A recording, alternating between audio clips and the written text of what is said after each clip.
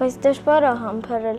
երեխեքի ջրառնոցին, մեծերի կողմից քննադատություններին ու ընդհանրապես աշխարհի կողմից անարդարությունը, ոնց որ խղճտև ես։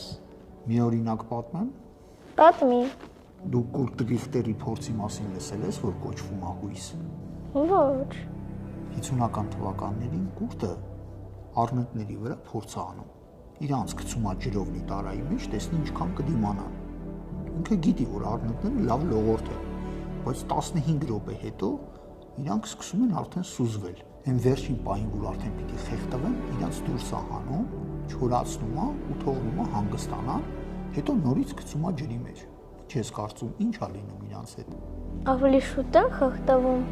Առնետները իմանալով, որ վաղ թե ուշ իրանց պետքա փրկեն, 60 ժամ դիմանում են ջրի վրա։ Իսկապես։ Այո, իսկ գիտես Հիսուսը ինչ է ասում համբերության մասին։ Ինչ։ Մատթեոս 10:22-ում ասվում է, ով միջև վերջ համբերի, նա կփրկվի։ Աստվածներ մեզ է դիպմամ գցում չարի մեջ, որ տեսնի ինչքան կդիմանանք։ Ոնց որ առնետներին արեցին։ Իհարկե ոչ տղես, բայց քանի որ ըստ Հովհաննես 17:14-ի մենք այս աշխարհի շենք, ինչպես է Հիսուսը, չարը ու նրա հետևորդները միշտ վատություն են անում Աստծո զավակներին։ Եվ ըստ Մատթեոս 28:20-ի Հիսուսը խոստացել է մեզ հետ անցնել այդ դժվար ճանապարհը ու սովորեցնել համբերել, մինչև կգա մեզ փրկելու։